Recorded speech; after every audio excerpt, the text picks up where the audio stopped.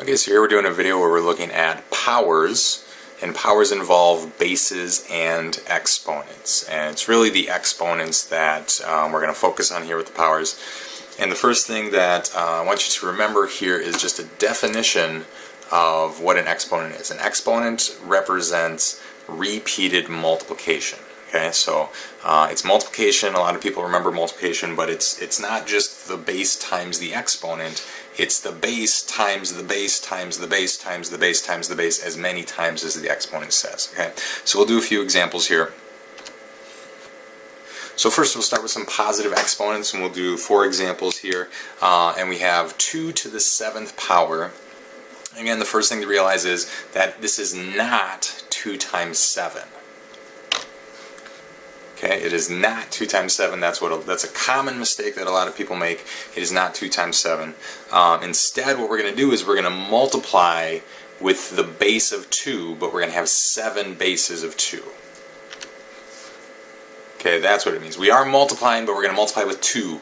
2 times 2 times 2 times 2 times 2 times 2 times 2. 7 of those 2's, and they're all being multiplied.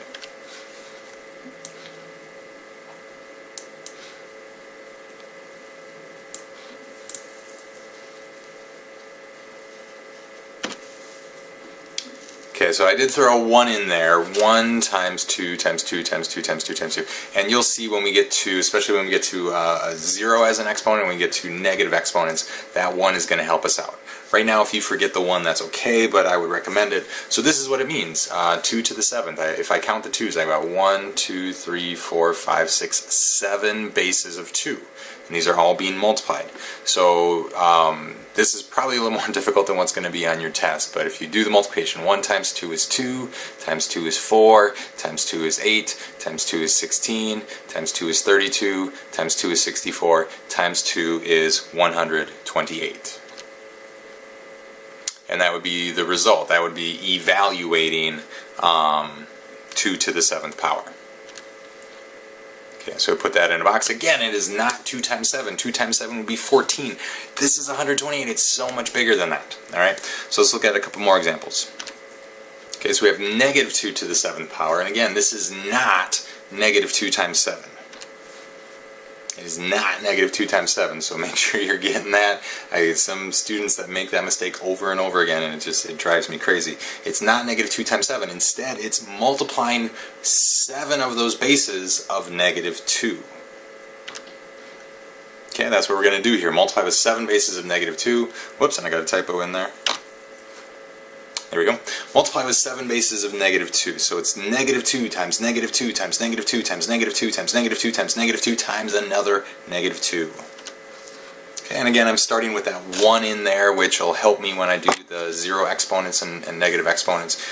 Here, if you forget it, it's okay, but you might get yourself in the habit of writing that 1 to start with. 1 times negative 2, all that. And when I multiply this out, let's see here. Remember, multiplying with negatives, we can just start with the multiplication. I already did 1 times all these 2's. It's 128.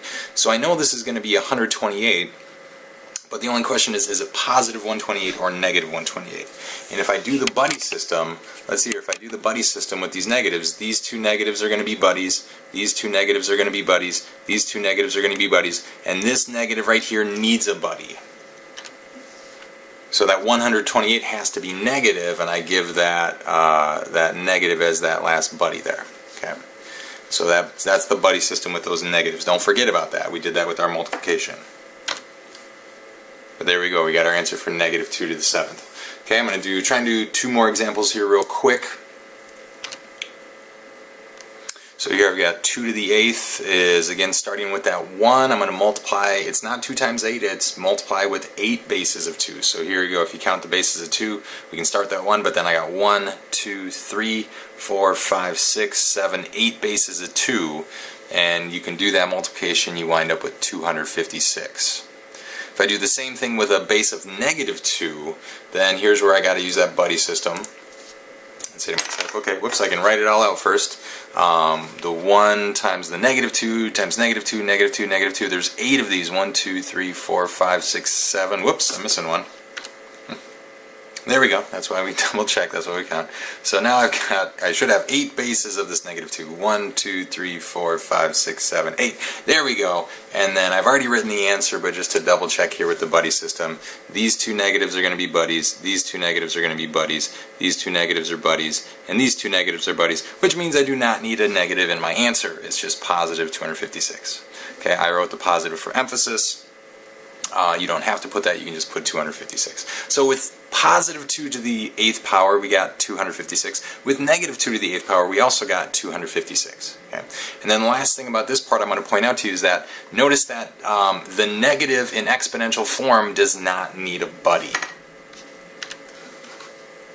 Okay, so the negative that I had right here, this negative didn't have to get a buddy. It's only when it's written out as multiplication. These negatives here that I was multiplying with, they need buddies.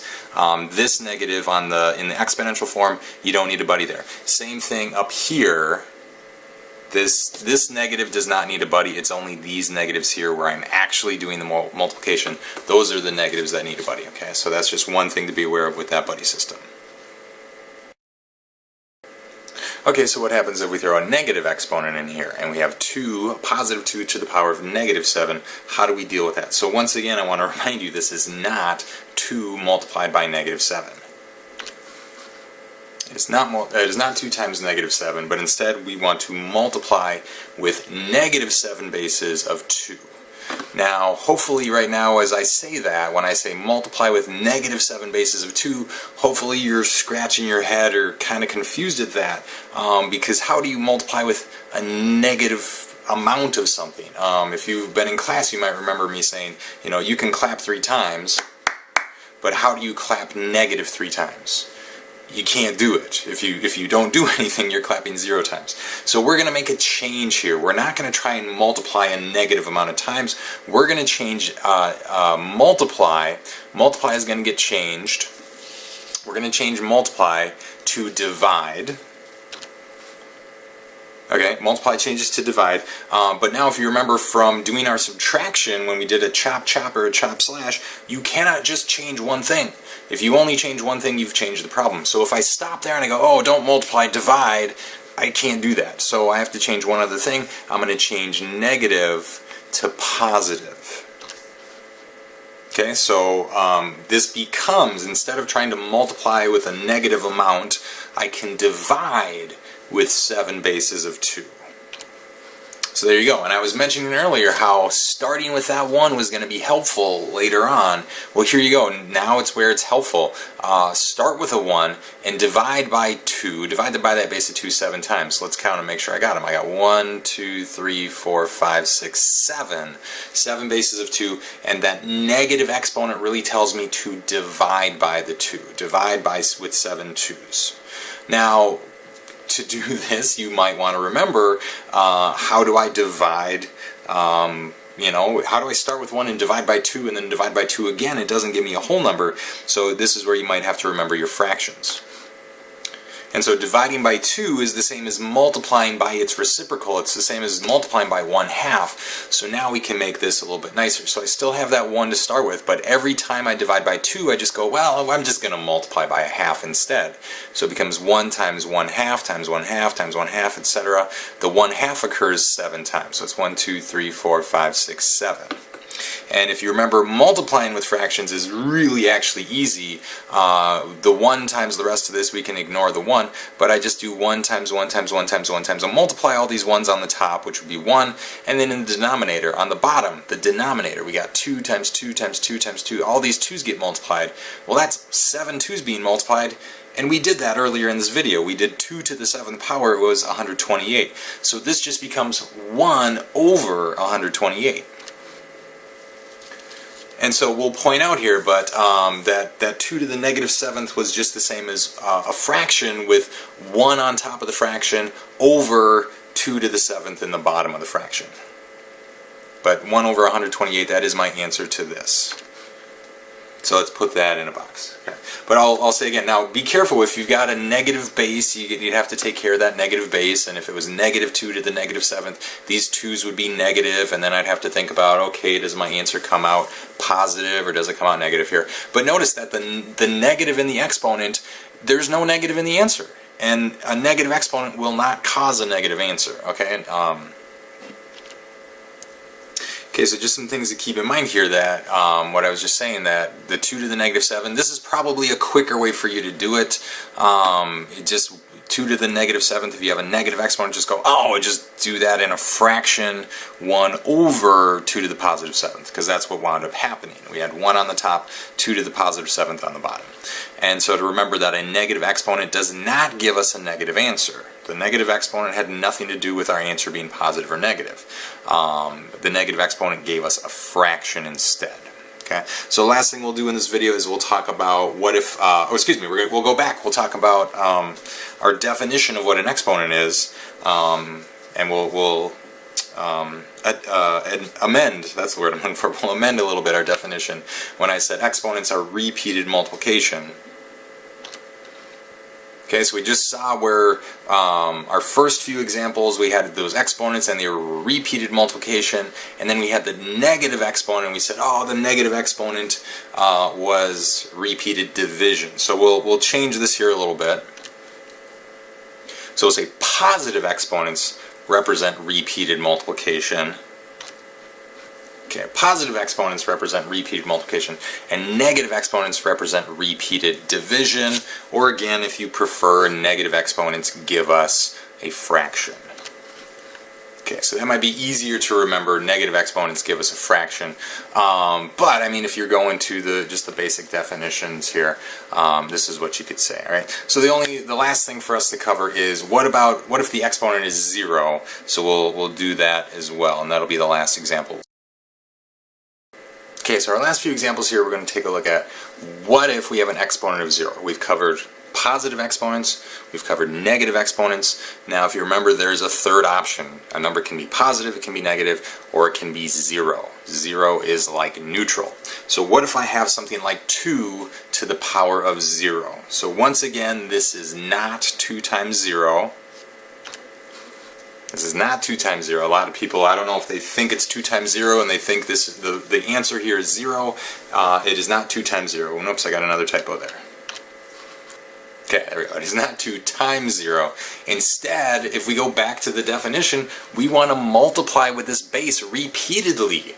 We want to keep multiplying with the 2. How many 2's do we want to multiply with? The exponent tells us we want to multiply with 0 2's. Multiply with 0 bases of 2. So we go back to that definition like when it was a positive exponent. Multiply with 0 bases of 2. So there are no 2's. In the work that we're going to do here, there are no 2's. So what is there? Well, this goes back to all those other examples where I always started with a 1. So that's all we have. We just have a 1. That's it. We just have 1. There are no 2's. We always have multiplication with 1. We're always multiplying by 1. It doesn't change anything. So in this case, we just have the 1. And that's it. That's our answer. 2 to the power of 0 is 1. And that is it. It's that simple. It's deceptive. A lot of people will miss this problem, but if you recognize that, you go, oh, you raise something to the power of 0, it's just 1. That's it. So that's my answer. There's not really any work to do. I am done there. Even if we do this with a negative base, if the exponent is 0, it's the same result. So if I have negative 2 as my base to the power of 0, I can tell you all the same things. I can say it's not negative 2 times 0. We're going to multiply with 0 bases of negative 2, so we just have 1. It's the exact same reasoning up here, except change positive 2 to negative 2, but we're still just going to have the positive 1, not negative 1, positive 1. And that's it. Same thing, even a negative base with an exponent of 0 just resulted in a result of 1. So an exponent of 0 is actually very simple if you can remember this. Okay, you have no bases, but you still have the 1. So let's go back now to that first screen that we had, and let's talk about the exponent of 0. Okay, so just to finish here, we said we've got our example with positive exponents, that's repeated multiplication. Negative exponents we can say is repeated division, or if you prefer, the negative exponents give us a fraction, but the negative exponents do not give us a negative result. They don't give us a negative answer. And then the last one we did here now, the exponent of 0 simply results in an answer of positive 1, and that's it. So if you can remember those rules for exponents, it's going to be a lot easier for you.